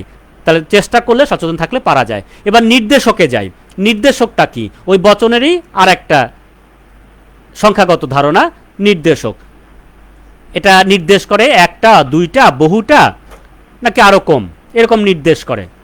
যেমন ধরেন আপনি এই সেই ব্যবহার করছেন, ওই ব্যবহার করছেন, আবার টিটা খানে ব্যবহার করছেন। এটা একটি শব্দের, একটি বাক্যের জন্য এটা দোষ, এটা গুণ না। এই অতিরিক্ত ব্যবহারটা গুণ না, কারণ অতিরিক্ত মানে আগে একবার এই ব্যবহার করছেন, আবার টি ব্যবহার করছেন, এরকম বাংলা সাহিত্যে প্রচুর রয়েছে। কিভাবে রয়েছে একটু দেখেন, যে ওই যে নদী, নদীর জোয়ার, নৌকা সারে সারে, একলা বসে আপন মনে, এই ছবিটা চেনা, এই ছবিটা। অথবা একটা ছেলে, অথবা এই ছেলেটা নখ ভরা যার মাটি, নখ ভরা যার মাটি, এটা একজন আল মাহমুদ লিখেছেন, অথবা আহসান হাবিব তারা এরকম লিখেছেন, এই ছেলেটা, এই ছবিটা। কিন্তু আপনি কি তাই লিখবেন? আপনি বলতে চাচ্ছেন যে এটা একটা বাক্য, কিসের ব্যাকরণ? আমি কবিতা লিখছি, কবিতা এখানে আমার এই বাক্যটাকে এই উদার করে দিচ্ছে, গতি দিচ্ছে, অন্যের কাছে পৌঁছায় দিচ্ছে। কেন? আমি যদি এভাবে লিখি পৌঁছায় না, আমি যদি এরকম লিখি, এই ছেলেটি না দিয়ে আমি এখানে লিখলাম, এই ছেলেটি স্বচ্ছ ভোরের সবুজ সবুজ ধরে আত্মবিশাল মাঠ, সেই মাঠে রোজ প্রজাপতি ভর্তজ্যোতি আকাঙ্ক্ষারই পাঠ। এই ছেলেটি লিখবো না আমি, কারণ এই ছেলেটি নির্দিষ্ট। তাহলে নির্দিষ্ট কয়টা হয়? এই এবং টি। আমি নির্দিষ্ট করতেছি এই যে ছেলে, এই যে ছেলে, অথবা আমি অনির্দিষ্ট করতেছি একটি ছেলে স্বচ্ছ ভরে সবুজ দেখে। তাহলে একটি ছেলে দিলে মাত্রা কমছে না আমার। এই যে ছেলে নির্দিষ্ট করতেছি, অথবা একটি ছেলে অনির্দিষ্ট করতেছি। একটি ছেলে যে কোনো ছেলে হতে পারে, আবার এই যে ছেলে নির্দিষ্ট করে দিচ্ছি, এই যে ছেলে স্বচ্ছ ভরে সবুজ ধরে, গতিটা কমে যাচ্ছে, ভাববার বিষয়। এবার বচনে আসি। বচনে যদি ভালো কবিতা লিখতে পারেন ভালো, না পারলে কিন্তু পচন ধরবে, ওই কবিতার পচন ধরবে। যেমন পচন ধরেছিল আমাদের এই আরেকজন কবি গোলাম মোস্তফা। গোলাম মোস্তফা যখন টেক্সট বুকে যখন ওনার কবিতা নেওয়া হলো, তখন টেক্সট বুকের কিছু সম্পাদক মণ্ডলী কবির কবিতায় হাত দিয়ে কেটেছেন। কেন? এটা আমি কাটতে পারি, কবি কেন সম্পাদক কাটবে? ওটা কিন্তু আমার দায়িত্ব, আমি কিন্তু কাটতে পারি, কারণ আমি সচেতন, আমি জানি। কিন্তু আমি যদি না কাটি, তাহলে অন্যজন সম্পাদনা করবে। এই আমাদের এই গোলাম মোস্তফা লিখেছিলেন, ঘুমিয়ে আছে শিশুর পিতা সব শিশুদের অন্তরে। টেক্সট বুক কী করলো? ঘুমিয়ে আছে শিশুর পিতা সব শিশুরই অন্তরে করে দিল, সব শিশুদের রাখেন নাই। তাহলে কেন? কারণ আমার না জানার ব্যাপারটা ছিল এখানে। আমরা ইংরেজিতে অল স্টুডেন্টস বলি, অথবা সংস্কৃত অথবা সাধু ভাষায়, বা আমরা এই তৎসম বাক্যে কিন্তু আমরা লিখি যে সকল ছাত্র ছাত্রীবৃন্দ, কিন্তু বাংলায় কিন্তু আমরা লিখি না। আবার দেখেন, এইরকম ব্যবহার কিন্তু আমাদের কবিরাও কিন্তু সচেতন ছিল। যেমন পাখি সব করে রব রাতে পোহাইল, এখানে কিন্তু পাখি সব করে রব, এখানে কিন্তু পাখিগুলো সব করেন নাই। আবার যখন রবীন্দ্রনাথ কিন্তু নিজেই লিখেছে, ঘোলা জলে পাকগুলো ঘুরে ঘুরে ছোটে, ঘোলা জলে পাকগুলো, উনি কিন্তু পাকগুলো সব বলেন নাই। কিন্তু আবার যখন উনি লিখলেন, নতুন দেশে যখন লিখলেন, নারকেলের বনগুলো সব দাঁড়িয়ে সারে সারে, একই কবি দেখেন এখানে ব্যবহার করলেন, গতির কারণেই হোক আর জ্যোতির কারণেই হোক আর না বুঝার কারণেই হোক, তারা লিখছেন চুলগুলো সব বাবুই দড়ি, অথবা লিখছেন ফুলগুলো সব, অথবা লিখছেন সব ছেলেদের, অথবা লিখছেন যে তোমরা যদি সবাই মিলে রাজধানীতে আসো, লক্ষ লক্ষ শিশুগুলো সব হো হো করে হাসো। লক্ষ লক্ষ বহু, শিশুরা বহু, সব বহু। একটি বাক্যে, এটা ফয়েজ আহমেদ লিখেছেন, কতগুলো বহু লাগে একটা বাক্যে প্রকাশ করার জন্য? লক্ষ লক্ষ শিশুগুলো সব হো হো করে হাসে। এভাবে অনেক উদাহরণ দেওয়া যায়। আবার দ্বিত্ব বহুবচনও কিন্তু আছে। ছোট ছোট গ্রামগুলি, এটা ছোট ছোট গুটিগুলি, আমাদের কোন কবির কথা বলবো যে তিনি লেখেন নাই? রবীন্দ্রনাথ লিখেছেন ছোট ছোট গ্রামগুলি, আবু সালে লিখেছেন ছোট ছোট গুটিগুলি, ফারুক নওয়াজ লিখেছেন ছোট ছোট ছেলেগুলো, ছোট ছোট মেয়েগুলো, এরকম অনেক ব্যবহার করেছেন। আপনি করবেন কিনা একটু ভেবে দেখবেন। আমরা করতে পারি, দেখেন তো নির্দিষ্ট হয় কিনা। আমরা একটা 4 লাইনে একটা কবিতা লিখি, চিকচিকিয়ে ফিক ফিকিয়ে ধরায় চোখে ধাঁধা, পারগুলো সব চোখে পড়ে বালি দিয়ে বাঁধা।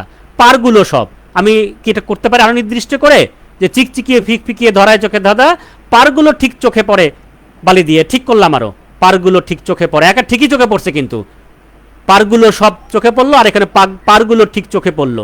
এখন দেখেন তো কি পারা যায়? সচেতন হলে পারা যায়। এবার আসি বাচ্চে। বাচ্চে আমাদের অনেক ভুল থাকে। বাচ্চে ইতো বা ইষ্ট যোগ করতে হয়, কিন্তু আমরা বাচ্চে তা করি না। একটা উদাহরণ দেওয়া যায় যে রাত মামা ধীরে ধীরে লোপ হয়, দিন মামাও ধীরে ধীরে হয় উদয়। এখন এই উদয় আর লোপ, এটা কিন্তু ঠিক হয় না এই বাচ্চ, কারণ বাচ্চ মানে ভয়েস, ভয়েস মানে প্যাসিভ ভয়েস, তার মানে আমরা ওই কথাটা সরাসরি না বলে ঘুরিয়ে বলি। তো ঘুরিয়ে বলার জন্য বাংলাতে, ওখানে যেমন ইংরেজিতে কিছু কিছু যোগ হয় শব্দের শেষে, আমাদের এখানেও যোগ হয় শব্দের শেষে। কি যোগ হয়? ইতো অথবা মধ্যন শট, এটা যুক্ত হয়। যেমন ধরেন, রাত মামা সেই লুপ্ত হয়ে ফু দিত।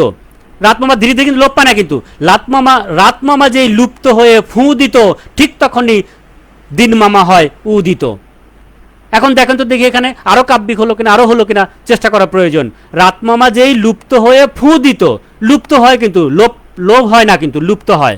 আর ঠিক তখনই দিন মামা হয় উদিত, উদয় হয় না কিন্তু উদিত হয়। তাহলে এখানে আমাদের বাচ্চটা জানা প্রয়োজন।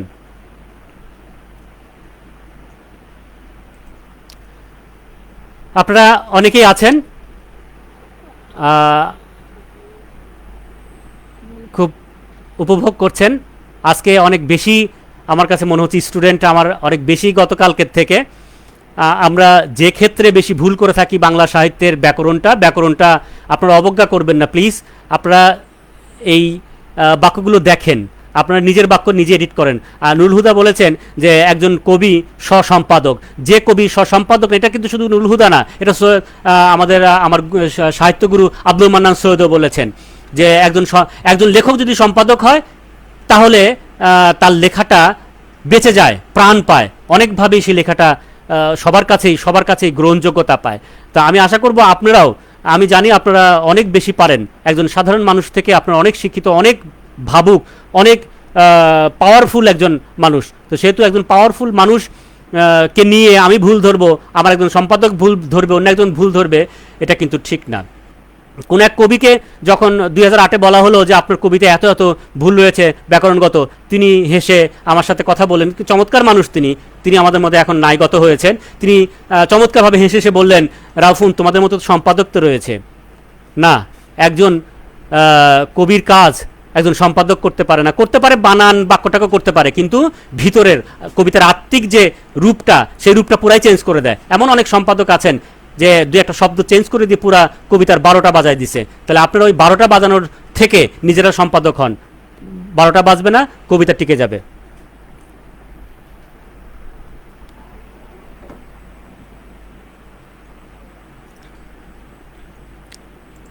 এবার আমরা কারকে যাব। কারক আমরা জানি যে কারক নামে একটা ব্যাকরণ রয়েছে ব্যাকরণে। তো একজন কবি যে তার বাক্যে যে কারক ব্যবহার করেন, সেই কারকগুলো আসলে কি ওরকম ভুল হয়? কারকগুলো কি ঠিক রাখা প্রয়োজন? বাক্যগুণ নষ্ট করে বা নষ্ট করে কিনা আপনারা বাক্য দেখলে, আমি পড়বো, আপনারা সে বাক্য দেখলেই বুঝতে পারবেন আসলেই তো তাই, কারকও খুব প্রয়োজন। যেমন ধরেন, বই যে তোমার আসল বন্ধু, বইকে ফেলো না পুড়িয়ে, অজানাকে জানাবে বই, রাখবে বুকটা জুড়িয়ে। তো বই যে তোমার আসল বন্ধু, বইকে ফেলো না পুড়িয়ে, অজানাকে জানাবে তুমি, রাখবে বুকটা জুড়িয়ে। একটা বই আমার বুককে যে জুড়িয়ে রাখবে, এখন বুককে জুড়িয়ে রাখবে, বইকে, অজানাকে, তাহলে এটা এই অজানাকে, কারণ আমি আগেই বলেছি যে বস্তুবাচকের সাথে সাধারণত কে বিভক্তি আমরা বসাই না, বসায় অনেক কবি বসায় কাব্যিকতা করার জন্যে। যেমন ধরেন ওই যে আমাদের জীবনানন্দ দাশ, উনি লিখেছেন যে দুটি শালিক লিখেছেন, এই দুটি শালিককে উনি বলেছেন, কিন্তু দুটি শালিক কিন্তু রূপক অর্থে, এটা মানুষ ছিল, শালিক ছিল না, রূপক অর্থে আপনি ব্যবহার করতে পারেন। এখানে আমরা দেখতে পাচ্ছি যে আমরা যদি এরকম বলতে পারি, বই যে তোমার আসল বন্ধু, বইটি ফেলো না পুড়িয়ে, বইটি কিন্তু নির্দিষ্ট হয়ে গেল, বইটি কিন্তু পুড়িয়ে ফেলো না, অথবা বইগুলো পুড়িয়ে ফেলো না। আমরা কিন্তু লিখতে পারি নির্দিষ্ট অনির্দিষ্ট কে ফেলে দিয়ে, এক বচন বহু বচনে। অজানা বিষয়ে জানাবে যে বই, অজানাকে জানাবে বই, অজানা বিষয়ে জানাবে বই। আমার কি মাত্রা কম হয়েছে? খেয়াল করেন, কবি পারে।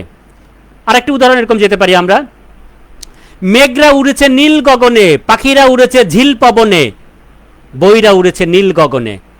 এখানে আমরা কিন্তু আমি রাদি ব্যবহার করলাম সবগুলো, মেঘরা উড়েছে নীল গগনে, পাখিরা উড়েছে ঝিল পবনে, বইরা উড়েছে নীল গগনে। এখানে ধরুন আমি ব্যবহার করলাম এটা, তাহলে এখন মেঘেরা, পাখিরা, বইরা আপনি কি ব্যবহার করবেন? আমি যদি ব্যবহার করি যে মেঘগুলো হয়, মেঘগুচ্ছ হয়, মেঘপুঞ্জ হয়, করতে পারি মেঘটি উড়ছে নীল গগনে, মেঘগুলো অথবা মেঘপুঞ্জ আমরা ব্যবহার করতে পারছি, মেঘটি উড়েছে অথবা পাখিটি উড়েছে, পাখিগুলো উড়েছে, বইটি উড়েছে, বইগুলো উড়েছে। একটু মাথায় রাখেন, আসলে কি এগুলো করা যায়? করা যেতে পারে। একটা কবি একজন কবিতা লিখলেন, বাংলা একাডেমি পুরস্কার প্রাপ্ত কবি একটা কবিতা লিখলেন শিশুদের নিয়ে। একটা শিশু দুধ খাচ্ছে, দুধের বাটিটা উল্টে গেল, দুধ পড়ে গেল। এখন কবি লিখছেন দুধগুলো যায় উল্টে। এখন আমার প্রশ্ন ছিল যে দুধগুলো যে বললেন, এই বচনে যে আপনি পরিমাপ করবেন, পরিমাপ কিন্তু দুই রকম হয়। একটা হচ্ছে গুনবেন সংখ্যা, গুলো হচ্ছে সংখ্যা, গোনা, 1 2 3 4, 1 বস্তা 2 বস্তা গোনা। আর দুধ হলো গোনা না, পরিমাপ করা। এই পরিমাপ করাতে টুকু বসে। এখানে কিন্তু ওই গুলো, গুলি বা টুকু, গুচ্ছ, এগুলো কিন্তু আপনি জানেন যে পরিমাপের জন্য। এখন যদি আমার মা বলে যে দুধটুকু খেয়ে নে, তখন আমাকে ভাবতে হবে দুধটুকু একটা গ্লাসের মধ্যে আছে, পরিমাপ করছেন উনি। তাহলে এখন কবি যখন লিখলেন দুধগুলো সব উল্টে গেল, এখন দুধ কি বাটিতে ছিল না বুকে ছিল? মায়ের বুকে ছিল না বাটিতে ছিল? সেটা কিন্তু ভাববার বিষয়, এটা যে কিভাবে দুধগুলো উল্টে গেল। বা দুধটুকু উল্টে গেল অথবা দুধের বাটি উল্টে গেল। একটা কবি কিন্তু এখানে একটু সচেতন হওয়া প্রয়োজন ছিল যে কিভাবে এটা যাবে। এবার একটু সমার্থক শব্দে যাই, যে কবিরা অনেকক্ষণ হয়ে গেছে না, প্রায় 1 ঘন্টা হয়ে গেছে, আরেকটু আছে, যদি যদি আমি মানে শেষ না করি তাহলে এই অল্পর জন্য কিন্তু আগামী আরেকটা ক্লাস রয়েছে আমার কবিতার, তারপরে আমরা অন্য ক্লাসে আবার যাব, গল্পে অথবা শুদ্ধ উচ্চারণে অথবা শুদ্ধ বানানে যাব, অথবা অন্য ক্লাস আবার একটা করব। কিন্তু আর বাড়াতে চাচ্ছিলাম না, যদি আপনারা আর 10-15 মিনিট থাকেন তাহলে এই বাদ বাকিটুকু আমি শেষ করতে পারি। শেষ করে আমরা আবার আগামীকাল নতুন একটা ক্লাসে যাব। কবি লিখছেন, আমার গুরু লিখেছেন, আমিও লিখব। আমি আগেই বলেছি যে গুরু অশ্রু জল লিখেছে, আমি লিখব ঘাম জল। আসলে কি তাই লিখব সেটা একটু দেখি আমরা। তনু দেহে যায় উবে যায় সব মনোবল, ক্ষীণ সুখ হয়ে ঝরে পড়ে অশ্রু জল। তনু দেহে যায় উবে যায় মনোবল, মানে আমার এই তনু দেহটা মনোবলটা উবে যাচ্ছে। এখন তনু দেহ কি, এই তনুটা কি সরু দেহ, পাতলা দেহর অভিযোগ কিন্তু ব্যবহার করেছেন কোন একটা জায়গায়, কিন্তু অশ্রু জল কি আমি ব্যবহার করতে পাচ্ছি ওরকম? আগে একটা বিশেষণ, অশ্রুটা কি বিশেষণ করতে পাচ্ছি না, তনুকে বিশেষণ করতে পাচ্ছি কিন্তু অনুকে বিশেষণ করতে পাচ্ছি না। তাহলে আমি ওখানে লিখতে পারি যে ক্ষীণ সুখ হয়ে ঝরে পড়ে আখি জল, হতে পারে। অশ্রু জল বলে কাব্যিক মনে হয় না, গুরু রেখেছেন, আমিও লিখবো কাব্যিক হতে পারে। এবার আমরা একটু প্রবাদে যাব, যে প্রবাদ যা আছে তাই লিখবো না, আমি ওটা ঠিক, আপনি নতুন প্রবাদ তৈরি করতে পারেন, কিন্তু আগে যে প্রবাদটা লেখা হয়েছে সেটা আপনি নতুন করতে পারবেন না। প্রবাদের কাছে কিন্তু আপনার ঠিক রাখতে হবে। সবার চোখে ধুলো দিয়ে করে যাও কাম, আমি বাঁচলে নিতে হবে পরে দাদার নাম। তাই কি হবে? সবার চোখে ধুলো দিয়ে করে যাব কাম, আমি বাঁচলে নিতে হবে পরে দাদার নাম। এখানে আমি হবে, দাদা হবে না, এটা উল্টো হবে, সবার চোখে ধুলো দিয়ে করে যাব কাম, আপনি বাঁচলে নিতে হবে পরে বাপের নাম। তাহলে আপনি এবং বাপ, পর এখানে প্রাস আছে কিন্তু, তার মানে এখানে আপনি একটু ভাবা প্রয়োজন। হ্যাঁ, এভাবে আরো আমরা অনেক উদাহরণ দিতে পারি। যে সবাই বলে খুব চালাকের গলায় দড়ি, তবু সবাই চালাক সেজে নিত্য মরি। তাহলে এখানে কিন্তু আমরা করতে পারি খুব চালাকের গলায় দড়ি। এখানে কি খুব হয়? আমরা যখন প্রবাদটা পড়েছি তখন কি আমরা খুব ব্যবহার করে দেখেছি? না। সবাই বলে অতি চালাকের গলায় দড়ি, তবু সবাই চালাক সেজে নিত্য মরি। এখানে কিন্তু অতি লিখতে হবে, আমাকে খুব চালাকের আমি দিতে পারবো না। আপনি ছন্দের কারণে, মাত্রার কারণে, আপনি ঝোঁকের কারণে শব্দ ব্যবহার করবেন তা কিন্তু হবে না। আমাদের কিন্তু এই পাকা ধানে মই লিখতে হবে। পাকা ধানে আগুন দিলে, পাকা ধানে আগুন দিয়ে যত থাকো সুখে, হ্যাঁ, এরকম লেখা যাবে না। এবার বাগধারায় আসি, বাগধারাও ঠিক একই ব্যাপার, আমরা জ্বালা আছে সেটাই লিখতে পারি। যে গদির সঙ্গে যতই বাড়াও ভুঁড়ি, থাকবে না সুখের পাহাড়, যতই করো নদী চুরি। এই নদী চুরি আর হবে না। গদির সঙ্গে যতই বাড়াও ভুঁড়ি, থাকবে না সুখের পাহাড়, যতই করো পুকুর চুরি। এখানে কিন্তু আপনাকে ঠিক ওই রকমই ব্যবহারটা আপনার রাখতে হবে। এবার আমাদের সব শেষ যে ব্যাকরণটা সেটা হচ্ছে জ্যোতি। এটা চোখের জ্যোতি না, কিন্তু এটা কিন্তু মাত্রা সাথে যেটা আমরা দিচ্ছি, আমরা যে এই দাড়ি কমা ব্যবহার করছি, বিরতি দিচ্ছি, বিরাম চিহ্ন ব্যবহার করছি, সেটা। এটা বাংলা সাহিত্যে একেবারে অতীতকাল থেকেই আমরা দেখছি, যে প্রাচীনকালে আমরা দেখতাম যে একটা দাড়ি আর দুইটা দাড়ি, এটা গানে এখন বর্তমান রয়েছে যে এক দাড়ি আর দুই দাড়ি। এছাড়া আরবি থেকে কিছু নেওয়া হয়েছিল যেটা শূন্য শূন্য ব্যবহার করা হতো। হ্যাঁ, এগুলো কিন্তু পরে ঈশ্বরচন্দ্র বিদ্যাসাগর, রাজা রামমোহন রায় প্রথম এটা অনেকগুলো ব্যবহার করলেন, তাকেই জনক বলা হয় জ্যোতির, কিন্তু আমরা ওটাকে ঈশ্বরচন্দ্র বিদ্যাসাগরের উপরে দিয়েছি।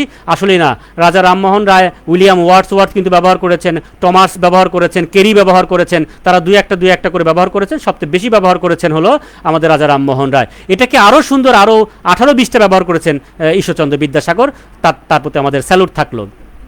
এবং এই যে জ্যোতি চিহ্নটা, আমাদের কোনো এক সময় জ্যোতি চিহ্ন ছিল না।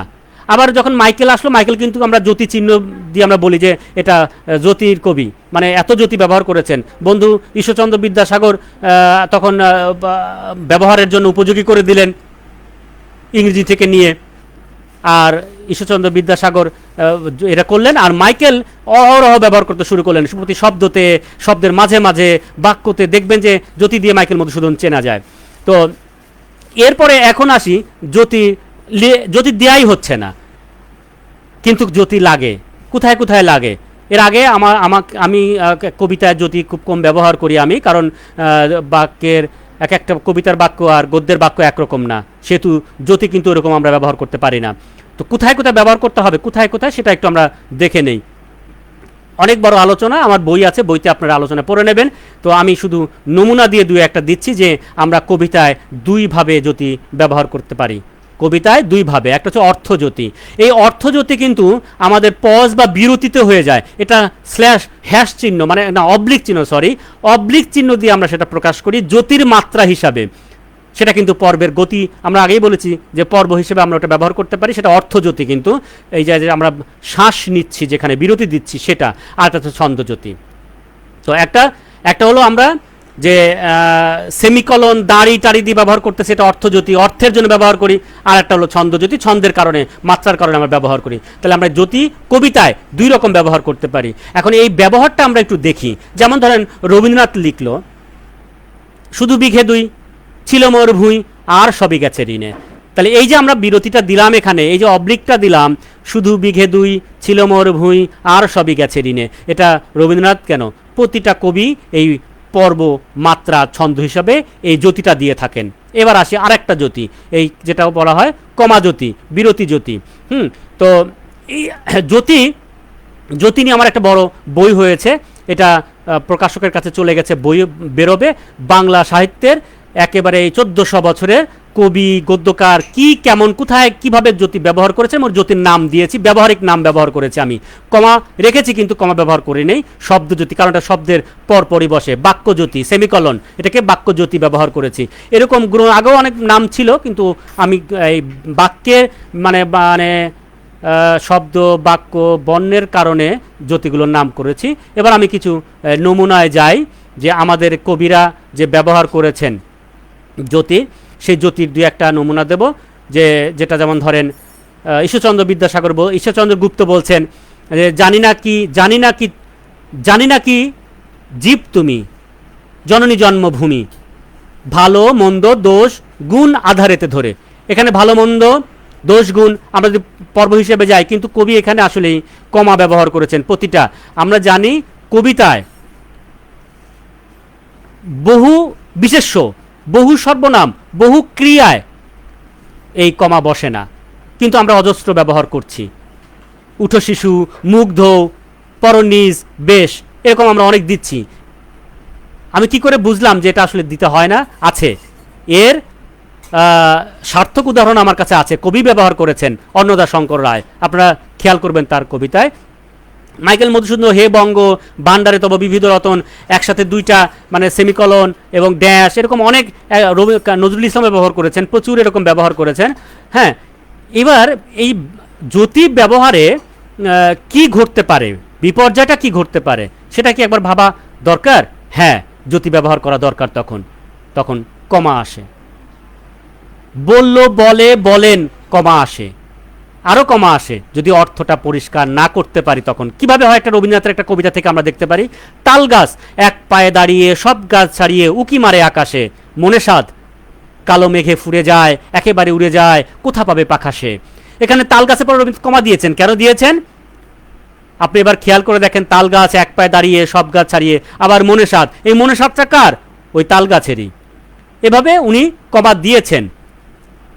এই কমাটা আমরা তাল গাছ আমরা উপরে দিতে পারতাম, আমরা অতি পর্ব হিসেবে রবীন্দ্রনাথ যেরকম অনেক ব্যবহার করেছে আমরা ওটা আলাদা করে লিখতে পারতাম, লেখেন কোনো আপত্তি নাই, কিন্তু এক লাইনই লিখেছেন। আবার ধরেন অনেক সময় এই কমা টমা ব্যবহার করেন না, সেটা কি করেন? ভাগ করে দেন। কিভাবে ভাগ করেন? যে অর্থপূর্ণ বাক্য একটি পাশে রাখেন, আর একটা অর্থপূর্ণ বাক্য আরেকটি পাশে রাখেন, রাখার পরে ওটাকে আমরা অক্ষরবৃত্ত হিসেবে 8-এর মাত্রা নিয়েছেন। পাখি সব করে রব, একটা পর্ব। আবার মাছে কমা নাই, রাতি পোহা এলো, কারণে কুসুমকলি সকলে ফুটিল। এখানে কিন্তু পূর্ণ অর্থপূর্ণ বাক্য, কিন্তু এই খণ্ড এগুলো কিন্তু পূর্ণ অর্থপূর্ণ, কিন্তু সম্পাদক মণ্ডলী যখন এটা নিয়েছেন মাঝখানে কমা দিয়েছেন ওই গ্যাপটা না রেখে। আপনারা দেখবেন, রবীন্দ্রনাথেরও দেখবেন বা এই মদন মোহন দেখবেন, তাদের বইতে যখন এই কবিতাগুলো মানে সেই বইগুলো আমার কাছে আছে, আমার দেখা আছে, পাঠ করা আছে, যে তারা কিন্তু তখন ফাঁক করে লিখেছিলেন অনেকখানি, মানে ওই কমার সাথে না দিয়ে বুঝিয়ে দিয়েছেন। এরকম আমরা অজস্র মধুসূদন পাই, রবীন্দ্রনাথে পাই, তারপর সত্যেন্দ্র দত্ত, নজরুল ইসলাম, অনেক পাই, আমি শেষ করতে পারবো না। তাহলে আমাকে শেষ তো করতেই হবে এই অন্নদা শঙ্কর রায়ের একটা ছড়া দেই, দেখেন এখানে অনেক কমা ব্যবহার করা জরুরি ছিল, কিন্তু উনি মনে করেন নাই। ভাঙছে প্রদেশ, ভাঙছে ভাঙছে জেল, জমি জমা, ঘরবাড়ি, পকেট, আড়ত, ধানের গোলা, কারখানা আর রেলগাড়ি। তার বেলা চায়ের দোকান, কয়লা খনি, কলেজ থাকা, অফিস, কলেজ থানা, অফিস ঘর, আপিস ঘর, চেয়ার টেবিল, দেয়ার ঘড়ি, পিয়ন, পুলিশ, প্রফেসর। তার বেলা দেখেন তো কতগুলো কমা লাগে এখানে, প্রচুর কমা লাগে এখানে। যে ভাঙছে প্রদেশ, ভাঙছে জেল, এখানে প্রদেশ, জেল, জরিমানা, কি জমি জমা, ঘর বাড়ি, চালের আড়ত, মানে এই কমা পড়তে পড়তে আপনার বিরক্ত লাগবে না, আপনার কমার কাজ করে দিচ্ছে এই আপনার পর্বগুলো। ভাঙছে প্রদেশ, ভাঙছে জেল, জমি জমা, ঘর বাড়ি, পাটের আড়ত, ধানের ক্ষেত। তাহলে কি আমরা এখানে কি দেখতে পারি না, মানে দেখতেও বিদঘুটে লাগতো, এত কমা জটিলও মনে হতো, পড়তেও খারাপ লাগতো। কি দরকার এত বেশি ব্যবহার করা? আজকের মতো আমাদের ক্লাস শেষ হবে। তার আগে আমি আজকে নতুন অনেকগুলো বন্ধু পেয়েছি। আসাদ জুবাইর অনেক ভালো সম্পাদক, তিনি আমাদের ক্লাসে আছেন। আর এছাড়া আরও ইব্রাহিম সৈকত এসছেন, হালিম নজরুল, তারপরে জিল্লুর রহমান জিল্লু, তিনি সবসময় থাকেন। হালিম নজরুল সবসময় থাকেন, রুবেল হাবিবও সবসময় থাকেন। তারপরে কলকাতা থেকে আমাদের ওই যে একজন আছেন, এখন বদ্যে আছেন, তিনিও সবসময় উপস্থিত থাকেন। এবং অনেক ছিল, সবারই কাজ রয়েছে। আমাদের আরেকটা প্রোগ্রাম রয়েছে 10টায়, সেখানে আমরা আবার উপস্থিত হব। আজকের মতো আমি এখানে শেষ করছি। আগামী ক্লাসে আমাদের কবিতার ক্লাস শেষ হবে, সেখানে আমরা উপস্থাপন শৈলী, আমাদের লাস্ট কবিতার ক্লাস হবে উপস্থাপন শৈলী। সবাই ভালো থাকবেন, সুস্থ থাকবেন।